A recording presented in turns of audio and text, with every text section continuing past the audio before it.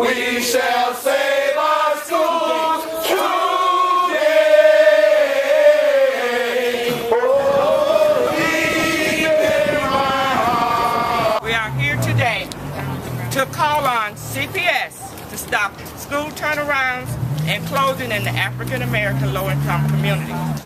Research has shown over and over again it does not work, and it hurts students of color, so why does it keep happening? I fought with parents and teachers at Butler to stop it from being taken over by a charter school. Butler is a neighborhood school that was improving and has fought for a new playground for years. All of a sudden, CPS get a school a new playground, and then announces that Butler students will be kicked out of that building to make way for a charter school. Butler parents, teachers, and community members united together to fight for their school, and we won. CPS policy of closing and turnarounds has left low-income students of color in the bottom tier of schools, and school has become isolated from their community. We refuse, I repeat, we refuse to let CPS continue to harm our children. Our children are our future. And don't fool yourself, CPS, they're your future too. Martin King said, there come a time when silence is betrayal, and we will not be silenced anymore. I stand here today as an Action Now member and stand with parents to remind them the schools aren't failing, the CPS system is failing. I was being told that CPS cares so much about my child that they have decided to do me a favor and destroy the morale of our students mid-school year and make it seem pointless to try their hardest on this year's state test.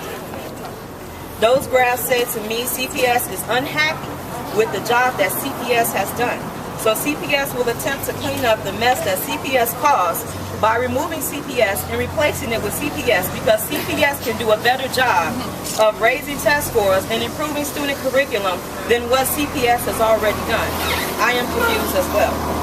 Occupying Wall Street is one way to stop social and economic inequality, but we must occupy our neighborhoods and our children's education. On this day of service, I ask that each of you honor the legacy of Dr. King and serve this community by encouraging fellow parents and residents to join in the fight and remain vigilant and informed.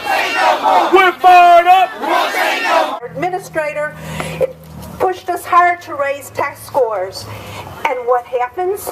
We're told our school needs to be turned around. People are coming in, they're measuring things, they're walking around the building. Everybody's feeling, just like Ms. Hemphill said, intimidated. How is this supposed to affect our morale to do the great job we need to do?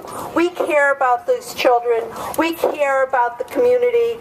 This is not fair. We brought up test scores. What does strangers need to come in and go into our school? They don't care about our children. They don't care about this community. Herzl needs to remain as Herzl, with the teachers and staff and administration who care about them. Thank you. Okay. I'm the crossing guard for 33 years at Herzl. 33 years. I have seen schools come and I have seen schools go. I have seen them go up and I have seen them go down. But Herzl has brought it up, y'all. And all of a sudden now they want to come in and take what we strive to make hard to do. I ain't taking it no more. One thing I want to say, where's our aldermen? How come nobody's helping us? How come we got to do this on our own? Listen, they have come in and they took our homes. They come in, they took our jobs. Now they coming in and want to take our school. But what we going to do, we going to stand because we got dignity and we got pride. They say cut back. We say fight back. They say cut back. We say fight back. Cut back. Fight back. Cut back. Hey, hey, ho, ho! The CPS board has got to go! Hey, hey, ho, ho! CPS board has got to go!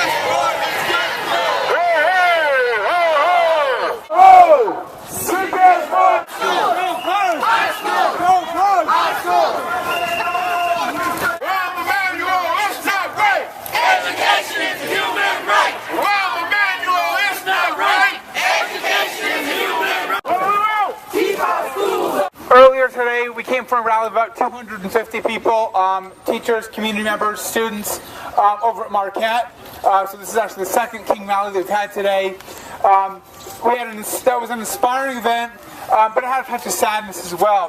One of the things we did is we laid a wreath at the spot 1 block from the school where a young student had been shot right after school, actually, not much more than a couple of weeks ago.